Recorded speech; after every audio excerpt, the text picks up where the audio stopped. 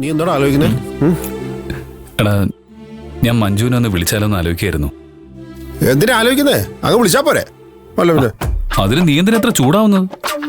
ഓ നിനക്കങ്ങനെ വിളിക്കാൻ ആരും ഇല്ലല്ലേ? ആ സാരമില്ല. പ്രണയ നൈരാശ്യം നേരിടുന്ന നിന്റെ വിഷമം എനിക്ക് മനസ്സിലാവും. പക്ഷേ എന്നെ സ്നേഹിക്കുന്ന എന്റെ ഭാര്യയെ എനിക്ക് വിളിക്കാതിരിക്കാൻ പറ്റുമോ? നീ പോയി വിളിക്കേ, പഞ്ചാരടിക്കേ, എന്തു വേണേലും ചെയ്തോ. പക്ഷേ നീ വ്രതത്തിലാണെന്നുള്ള കാര്യം മറന്നു വരരുത്. വ്രതം തെറ്റിച്ചാലേ പുലി പിടിക്കും. പിടിക്കും.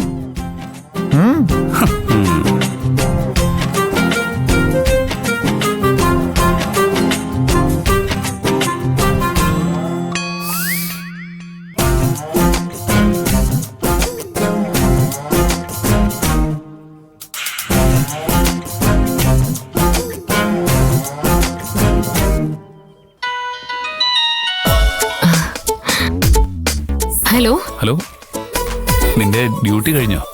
ആ, ഞാൻ വീട്ടിലേക്ക് പോകുന്ന വഴിയാ. ഞാൻ ഗിരേടിനെ വിളിക്കാൻ തുടങ്ങുമായിരുന്നു. ആണോ? എന്നെ അത്രയ്ക്ക് മിസ് ചെയ്യുന്നുണ്ടോ?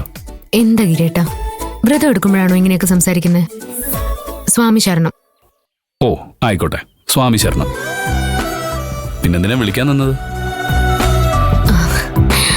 ആ പിന്നെ ഗിരിയേട്ടൻ പറഞ്ഞിട്ടേ അയ്യപ്പൻ വീട്ടിൽ വന്നിരുന്നു. ഏതയ്യപ്പൻ? റേഷൻ കടയിലെ ശിവൻ ചേട്ടന്റെ മകൻ അയ്യപ്പൻ.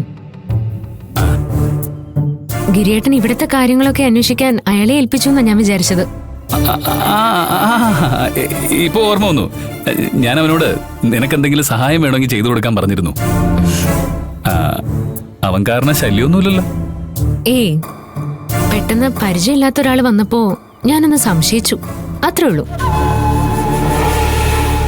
ആ ഗിരേട്ടാ, പിന്നെ ഞാൻ വീട്ടിലേക്ക് തിരിച്ചു പോയിക്കോട്ടെ? എന്തുപറ്റി?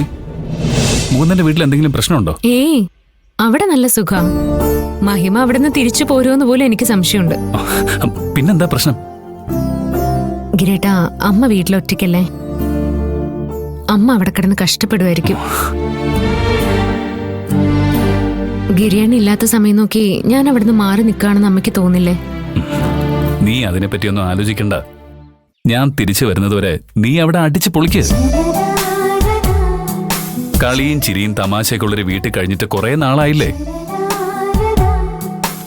അത് പരമാവധി ആസ്വദിക്കാൻ നോക്ക്. വെറുതെ ധൃതി പിടിച്ച് വീട്ടിലേക്ക് പോകാൻ നിൽക്കണ്ട. ആ ഗിരേട്ടാ, എന്നാ ശരി. ആ ശരി. ഓക്കെ.